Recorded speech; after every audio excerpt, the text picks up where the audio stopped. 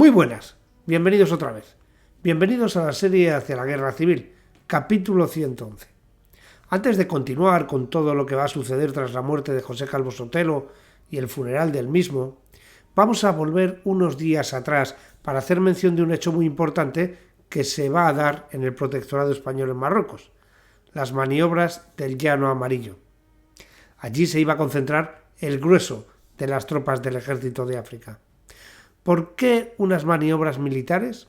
Algo lógico para el adiestramiento de las unidades, se convirtió en un hecho relevante recogido por toda la historiografía que trata los días previos a la guerra civil.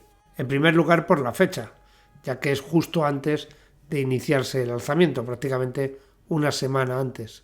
En segundo lugar por la oportunidad que van a tener los sublevados para coordinar con otras unidades de las diferentes circunscripciones dentro del protectorado.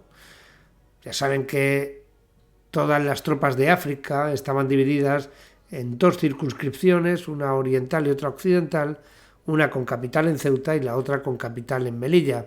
Aún así, la distancia entre Larache y Melilla era muy larga y eran necesarias muchas horas para poderla cubrir. Luego, no era normal que se confluyera en un sitio fijo para poder establecer un contacto más que en aquellos ejercicios donde estaban implicadas todas las unidades que formaban aquel ejército africano. Así los de Ceuta podrían hablar con los de Melilla, los de Larache, los de Tetuán, etc. Una excelente ocasión para tantear a los indecisos y para conseguir más adeptos a la causa de los sublevados. Es curioso el hecho de que en los ejercicios se encontrara presente el jefe de la circunscripción oriental, el general Romerales, pero que no estuviera allí el de la oriental, el general Osvaldo Capaz. Este se había desplazado a Madrid y no están muy claras las razones. Se dice que por alguna afección de tipo médico, pero no deja de ser significativo que ante el evento de adiestramiento más importante del año no participara el jefe de la mitad de las fuerzas del ejército de África. Por otra parte, el general Capaz era un africanista puro, de los últimos en llegar a esa estirpe de militares que luego van a protagonizar la guerra civil en los dos bandos, como en el bando republicano. Osvaldo Capaz era un gran conocedor, sobre todo de las unidades indígenas, a las que lideró en multitud de ocasiones. El Llano Amarillo se sitúa a unos 160 kilómetros de Tetuán y a 260 de Melilla. Es un lugar ideal para movimientos de tropas. Está ubicado a los pies de las montañas de Ketama, junto a la carretera entre Tetuán y la ciudad oriental de Melilla. Ese nombre tan extraño, procede en realidad de las múltiples flores amarillas, esas típicas gramíneas del clima mediterráneo que florecen también en prácticamente todas las partes de España. Bueno, pues se daban mucho en aquella llanura y se daban especialmente durante la primavera y por supuesto el inicio del verano. 20.000 hombres, 5.000 cabezas de ganado. Las tropas estaban integradas en 6 banderas de la Legión, 6 batallones de infantería, 10 tabores de regulares, 6 tabores de la Mejala, 10 escuadrones de caballería, 6 baterías de artillería, fuerzas complementarias de ingenieros, transmisiones, intendencia, sanidad, etc. Todo el ejército de África, al fin y al cabo. El ejercicio comenzó el 5 de julio. La fecha de inicio de permisos se estableció, si recuerdan ustedes, porque lo habíamos comentado en episodios anteriores, el día 15 de ese mes. Las maniobras, por tanto, acababan el 12. Mola y José Antonio Primo de Rivera establecían la fecha de la sublevación sobre el día 10, con lo que las tropas de África, concentradas todas en un espacio reducido, podían haberse sublevado con facilidad. Sin embargo, las desavenencias con los carlistas, que no cedían a las pretensiones de Mola, y la detención del jefe de Falange de Toledo, hizo que el golpe se volviera a aplazar. Todas las dudas se desvanecieron con el asesinato de José Calvo Sotelo. Porque créanme, todo estaba planeado, todo estaba atado, pero nadie se atrevía a dar el paso. Y es posible que si no llegan a matar a Calvo Sotelo, la cosa se hubiera pospuesto de tal manera que hubiera sucedido un poco lo que había pasado el 20 de abril, en el que al final nadie movió un dedo. Para finalizar el ejercicio se realizó una parada militar el mismo día 12 y tras ello se dio un banquete al aire libre. El alto comisario había sido nombrado ministro en el último gobierno de Casares Quiroga, por lo que accidentalmente ocupaba el puesto Álvarez Builla. Este era un capitán de artillería que había pertenecido a la aeronáutica militar. Builla fue uno de los militares de aviación, como Ramón Franco Bahamonde, que conspiraron contra la dictadura del Primo de Rivera. Había sido expulsado del ejército en 1928 y participó en el golpe de Estado del 15 de diciembre de 1930, cuando Franco, Queipo de Llano y otros implicados huyeron en avión. Cuando digo Franco me refiero por supuesto a Ramón Franco. Álvarez Builla decidió quedarse en Cuatro Vientos, no huyó junto al resto de sus compañeros y fue detenido y por supuesto encarcelado. Liberado al llegar la República, durante unos años fue director de la Aeronáutica Civil y en estos momentos se encontraba cubriendo la plaza del Alto Comisario. Estos oficiales, como el capitán Arturo Menéndez, que había sido director general de Seguridad con hazaña, procesado por el incidente de Casas Viejas y posteriormente responsable de orden público de la Generalitat, que además estuvo implicado en los hechos de octubre de 1934 en Barcelona y que fue uno de los que huyó por las alcantarillas junto a Josep Dencas, etc. Otro de estos militares a los que estoy haciendo referencia era el comandante de infantería Muñoz Martínez, diputado de Izquierda Republicana y que llegó a ser también director general de seguridad durante la Guerra Civil, además en los meses más complejos del inicio de la contienda. Bueno, pues estos oficiales, capitán, comandante, que de repente pasaban a ostentar puestos de tanto nivel, como el caso de ser alto comisario de España en Marruecos, un puesto que está por encima del jefe de las tropas de África y por supuesto por encima de cualquier general, siendo nada más que un capitán. El inspector general de seguridad, estamos en la misma situación, superando el nivel de cualquiera de los generales jefes de las divisiones orgánicas, siendo también un capitán, en este caso, igual que Álvarez Builla, también de artillería. El jefe de la aeronáutica militar, que fue el comandante Ramón Franco en los primeros meses tras la llegada de la República, desbancando a generales como al general Quindelán. Claro, todo esto hería la sensibilidad de los generales, porque el ejército, como saben ustedes, es un estamento profundamente jerarquizado donde el respeto a los diferentes empleos militares está muy marcado. Y esos saltos tan espectaculares desde un puesto intermedio hasta llegar a estar por encima de toda la cúpula militar seguramente no era muy bien visto. En la mesa presidencial del banquete estaba el general Gómez Morato, el jefe de las fuerzas españolas en África, y el general Romerales de la circunscripción de Melilla, y los dos acompañaban a Álvarez Builla. Faltaba, como hemos dicho ya, el de la circunscripción occidental, Osvaldo Capaz. En medio de la comida, varios jóvenes oficiales golpeaban sus cacillos metálicos contra la mesa, gritando «café, café». Desde otras mesas, otros les contestaban «siempre, siempre». Esto está recogido en multitud de libros y, como la mayoría de ustedes saben, café eran las siglas, era un acrónimo que quería decir «camaradas, arriba Falange Española». La Falange no era muy popular entre los generales que pretendían sublevarse.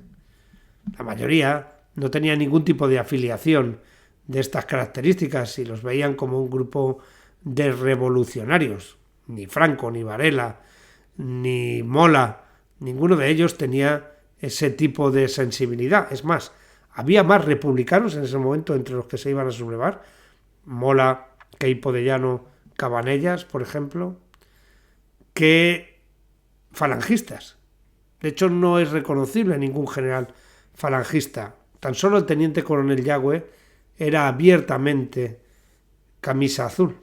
Bueno, pues los oficiales de más baja graduación, como muchos jóvenes conservadores, habían visto con simpatía al movimiento tras la victoria del Frente Popular en febrero de 1936 y con todo lo que estaba sucediendo, sobre todo con lo relacionado con el orden público. Álvarez Builla preguntó por qué pedían café y Gómez Morato alegó que eran cosas de la juventud. No sabemos si alguno de los dos sabía en realidad qué es lo que estaban gritando. Las maniobras sirvieron para captar a muchos oficiales que no conocían los planes de Mola, como sucedía con gran parte de los militares que no habían sido contactados.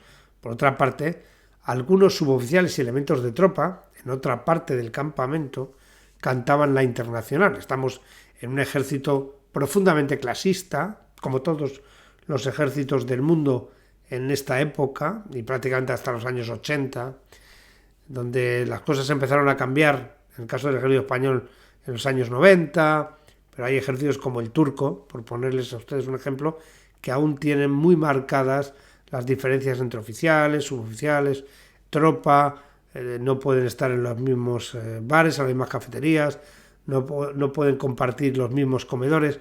Bueno, pues en este momento, lógicamente, había una gran diferencia entre los oficiales y el resto.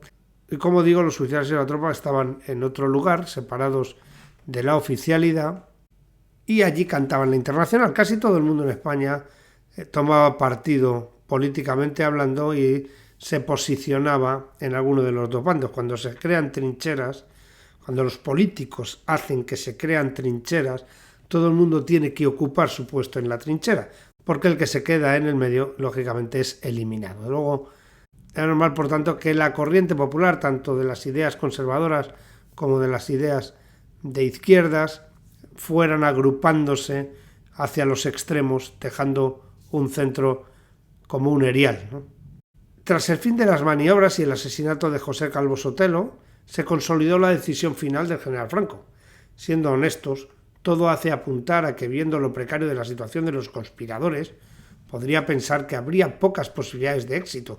La mayoría de sus biógrafos confirman que su compromiso final sobrevino el 13 o el 14 de julio, cuando conocería ya los detalles del asesinato que, sin duda alguna, conmocionó a la población de ideas más conservadoras.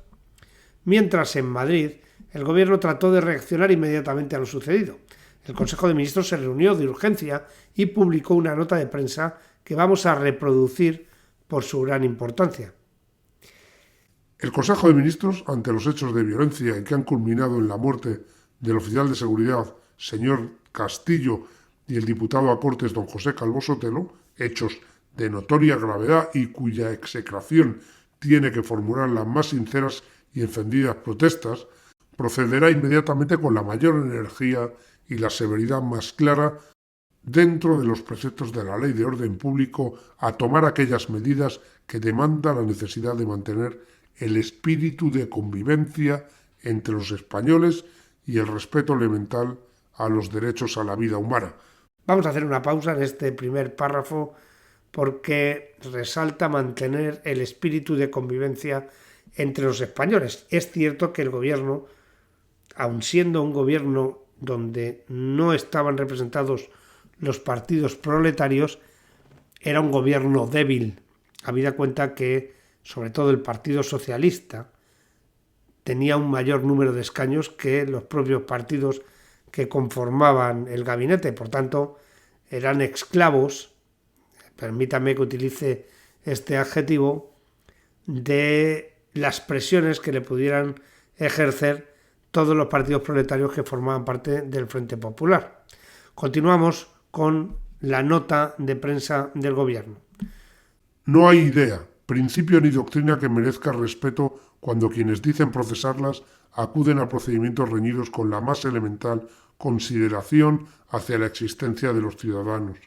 No puede haber gobierno que se considere a la altura de su misión si no se reprime severa y prontamente actos de naturaleza tal que ponen en situación de derrota todos los principios de los pueblos civilizados. El gobierno, al reiterar su execración ante hechos de esta naturaleza, que causan vidas innecesarias, afirma su propósito decidido de utilizar todos los recursos que la Ley de Orden Público pone en sus manos, sin distinción de ninguna especie, aplicándolos con la intensidad necesaria allí donde el mal se produzca, y sea cualquiera la filiación de sus autores o de sus inspiradores. Inmediatamente será publicado el oportuno bando en el que se haga constar esta medida, reproducción exacta de los preceptos legales, y al propio tiempo impulsará y acelerará la investigación judicial de los hechos ocurridos, a cuyo efecto han sido designados como jueces especiales que se entienden en los sumarios que se instruyen, 2 magistrados del Tribunal Supremo. Se han practicado ya múltiples detenciones que serán seguidas de otras, habiéndose clausurado los distintos centros. Incuestionablemente existe una gran mayoría de españoles amantes de la legalidad republicana, que no se asustan por el progreso de las disposiciones legislativas y que contemplan con tranquilidad toda obra de justicia social. Estos españoles solo desean que la obra se ejecute en paz y que su resultado se aprecie como una contribución al progreso de la vida nacional. A la serenidad de ellos acude el gobierno en estas horas en que en nuestras manos, en las de todos, está el depósito de nuestra civilización, y contando con este concurso imprescindible tiene la evidencia de que logrará imponer la ley a unos y a otros, para que no triunfe por encima del destino de la República la obra perturbadora de tantos exaltados. Bueno, creo que no hace falta ni siquiera hacer un mero análisis de lo dicho, porque está claro que son palabras de máxima condena, palabras serias, severas, aunque vamos a ver cuáles son en realidad las medidas que va a adoptar el gobierno, porque se producen numerosas detenciones, como dice la nota, pero Alonso Mayol, director general de Seguridad, dice que se hacen en el centro de la TIRE de Madrid. La TIRE, TYRE, era el acrónimo de Tradicionalistas y Renovación Española. Este era un centro electoral que se había creado en marzo de 1933 y que generó un espacio de colaboración entre las dos sensibilidades monárquicas. Mayol dijo a la prensa que en el centro mencionado se había encontrado un hallazgo de armas. En otras provincias se detuvieron también monárquicos y falangistas. Se aprovechó para ejercer cierta represión sobre la CNT, pero nada se hizo contra las milicias socialistas o comunistas. El gobierno, a pesar de estar formado exclusivamente por republicanos, dependía tanto de los partidos proletarios del Frente Popular que no podía hacer nada para evitar la enemistad con estos, por tanto no ejercía ni mucho menos la misma presión que contra los falangistas o los monárquicos o incluso los anarquistas. Otra de las decisiones controvertidas fue la de cerrar el diario Ya y La Época. El primero por haber lanzado una edición especial el mismo 13 por la noche con noticias sobre la muerte de Calvo Sotelo sin haber pasado dicho número por la censura. La Época fue suspendida por razón similar. La verdad es que el diario Ya hablaba de una posible implicación incluso del director general de Seguridad. Esto fue lo que forzó el cierre del diario, habida cuenta que se consideraba una especie, vamos a hablar ahora en términos del siglo XXI, una fake news. Luego entraremos un poco más en detalle acerca del cierre de estos dos diarios cuando vuelva a salir Alonso Mayol a explicar o extenderse más en las decisiones que se habían tomado. Renovación Española reclamó poder poner el cadáver de Calvo Sotelo en la Academia de Jurisprudencia, ya que este era el presidente de la misma. Sin embargo, el gobierno denegó el traslado desde el cementerio a la Academia, debiendo limitarse los actos al espacio del Cementerio del Este. Gregorio Marañón, el multifacético doctor que era también secretario de la Academia, trató de convencer a Santiago Casares Quiroga llamándole por teléfono, pero este le confesó que no podía acceder al traslado del cadáver porque lo consideraba peligroso en esos momentos y que en este sentido se seguía el mismo criterio que con el cadáver del teniente Castillo. El presidente de las Cortes, Diego Martínez Barrio, también se presentó ante la prensa, pues había solicitado reunirse con los líderes de las minorías que estaban representadas en las Cortes. Martínez Barrio manifestó que el momento era muy delicado y que había que contribuir a la calma de los espíritus por todos los medios. Por parte de Renovación Española acudió a conferenciar con Martínez Barrio Fernando Suárez de Tangil, el antiguo conde de Vallellano. Digo antiguo conde ya que en la República se habían anulado todos los títulos nobiliarios. Suárez de Tangil conocía bien a Calvo Sotelo porque además de compañeros de partido, habían sido compañeros en los gobiernos del general Primo de Rivera durante la dictadura de este. Calvo Sotelo dejaba esposa, 2 niñas y 2 niños, todos entre 17 y 10 años. La gente se agolpaba en las inmediaciones del edificio donde estaba la casa del asesinado para mostrar sus condolencias. Las formaciones políticas del proletariado también mantuvieron una reunión e hicieron un comunicado a la prensa. Allí había un representante de la UGT, otro de las Juventudes Socialistas Unificadas, su secretario general, Santiago Carrillo, el líder del Partido Comunista, José Díaz, y el abogado Luis Jiménez de Asúa por el Partido Socialista. Los 4 participaron para escribir la nota que se envió a los medios y que decía así: Con motivo de los propósitos conocidos de los elementos reaccionarios y enemigos de la República y el proletariado, los organismos políticos y sindicales, representados por los firmantes, se han reunido y han establecido una coincidencia absoluta y unánime en ofrecer al gobierno el concurso y el apoyo de las masas que le son adictas para todo cuando signifique defensa del régimen y resistencia contra todo intento que pueda hacerse contra él. Esta coincidencia no es meramente circunstancial. Por el contrario, se propone que subsista con carácter permanente, mientras las circunstancias lo aconsejen, para fortalecer el Frente Popular y dar cumplimiento a los designios de la clase trabajadora puesta en peligro por quienes son enemigos declarados de ella y de la República. Como ven, el comunicado no era tampoco una llamada a la calma. Constituía una acusación a las derechas de todo lo que había pasado. Ni siquiera hay unas palabras de condena al asesinato de Calvo Sotelo. Palabras que, sin embargo, sí tenía Zugazagoitia, el director del diario El Socialista, en su editorial del 14 de julio y que titulaba Nueva y categórica condenación de la violencia. Zugazagoitia describía el sistema de los atentados personales que se antojaba para él brutal y bárbaro, impropio de una colectividad medianamente organizada. En nombre de nuestras víctimas, decía el periodista socialista, pero sin dejar de sentir respeto por las ajenas, reclamamos el esfuerzo de cuantos se sientan insolidarios de la brutalidad y el asesinato organizados. Por otra parte, la dirección del PSOE llamó a la disciplina inmediata e indeclinable, con una dura autocrítica y manifestando que si el partido, después de las elecciones del 16 de febrero, no hubiera ofrecido el espectáculo de desunión, es seguro que la República no tendría que adolecer de los quebrantos que ahora preocupaban. Se pedía una fuerte adhesión a la nueva comisión ejecutiva, que, como saben, estaba en manos de Indalecio Prieto, alguien que ya tenía ciertas o muy serias aspiraciones, mejor dicho, de llegar a ser el presidente del Consejo de Ministros, algo que todo el mundo daba por hecho después del verano. El día 14 de julio se llevan a cabo los entierros de los 2 asesinados.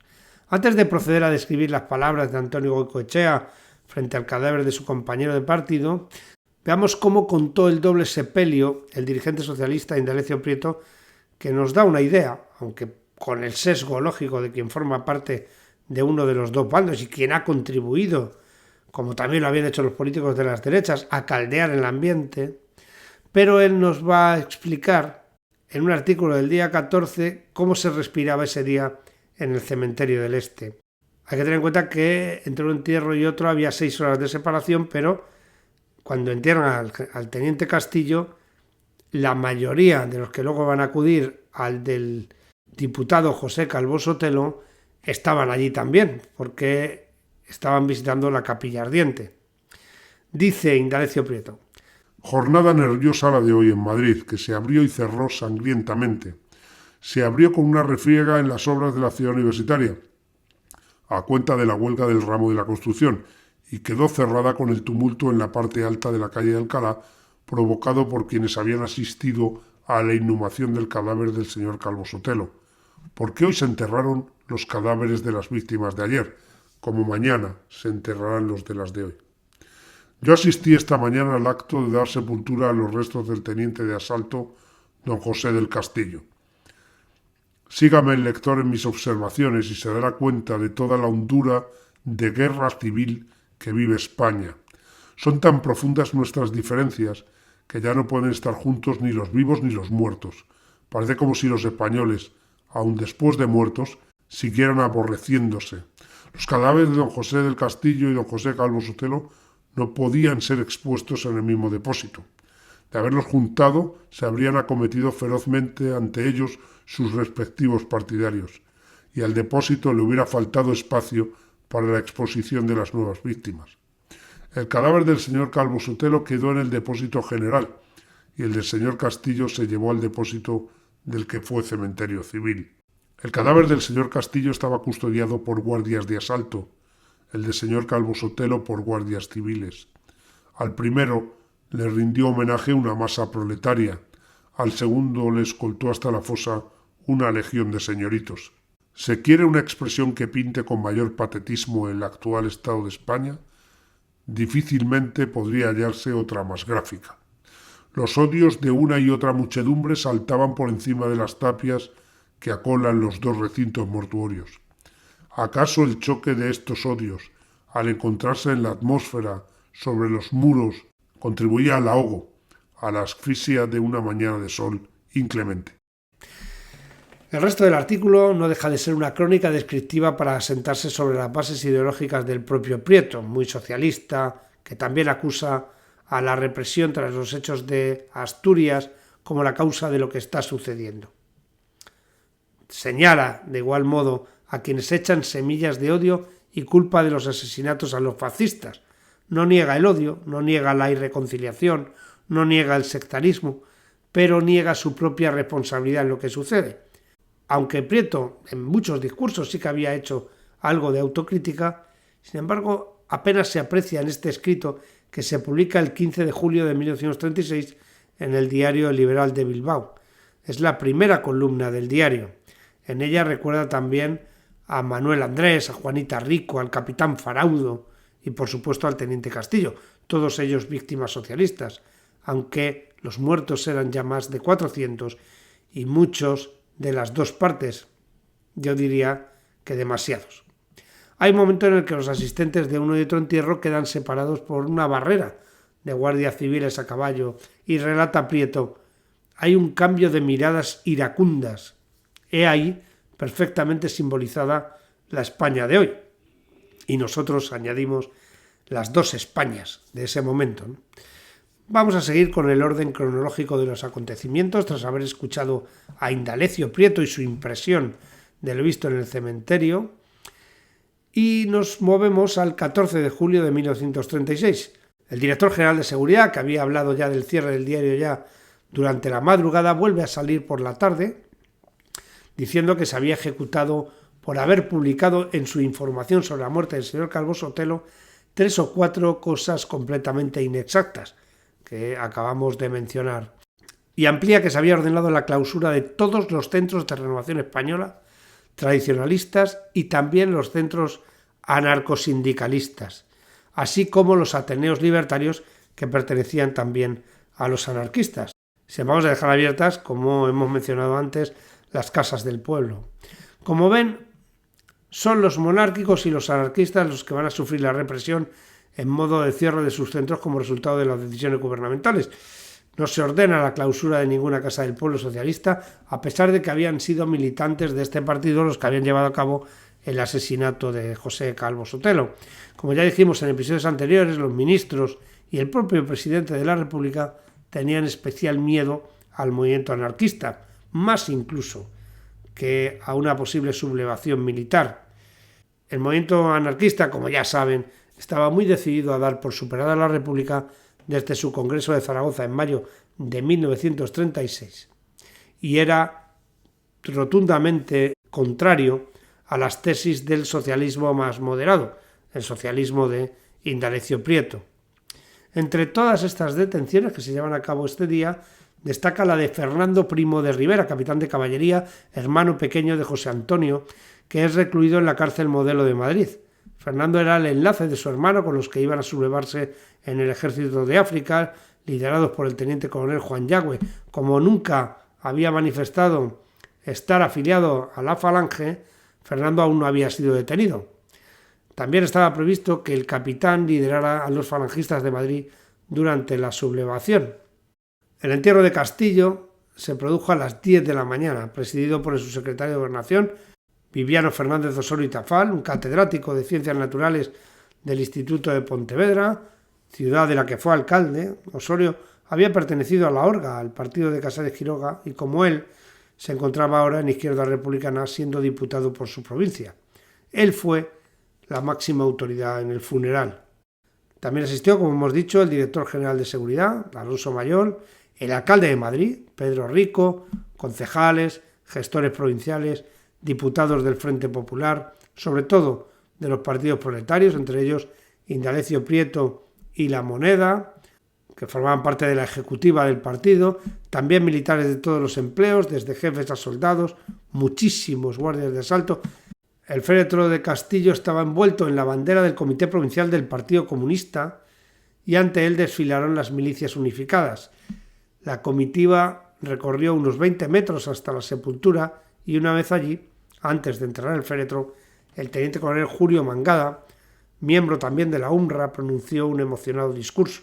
Julio Mangada era un polémico militar que había protagonizado varios episodios que han aparecido en vídeos anteriores. Era de la promoción de Fanjul, de Miaja, de Godet, claramente posicionado con los partidos proletarios desde muy temprano. Desafió al propio Godet en 1931 en un episodio en Carabanchel que, a la postre, costó al general el cargo de jefe de Estado Mayor Central. Recuerdan ustedes en tiempos de hazaña como ministro de la guerra. No sé cuál capítulo es, pero está también en esta serie. El entierro de José Calvo Sotelo, por otra parte, se produjo en el Cementerio del Este. El vicepresidente primero de las Cortes, Fernández Clérigo, fue la máxima autoridad que asistió al sepelio. Por la capilla ardiente desfilaron centenares de personas, pudiendo ver al diputado que estaba cubierto de flores. El cadáver salió a las 5 de la tarde, llevado a hombros por políticos de la formación Renovación Española, y también, en primer lugar del lado izquierdo, pueden ver al doctor Alvillana, al líder del Partido Nacionalista Español, miembro también de la coalición Frente Español. Muchos militantes de Falange acudieron a la despedida, saludando brazo en alto al paso del cadáver. Cuando se terminó el responso, Antonio Goicoechea, líder de Renovación Española, sin poder contener la emoción, pidió a todos entereza para soportar el trance tan amargo que todo buen español pasaba en esos momentos, y dijo que la obra de Calvo Sotelo no moriría con él. Tras el entierro, los líderes de los partidos de derechas se reunieron en casa de José María Gil Robles. Allí estaban Ventosa, por parte de la Lliga de Cataluña, Antonio Goicoechea y el propio jefe de la CEDA.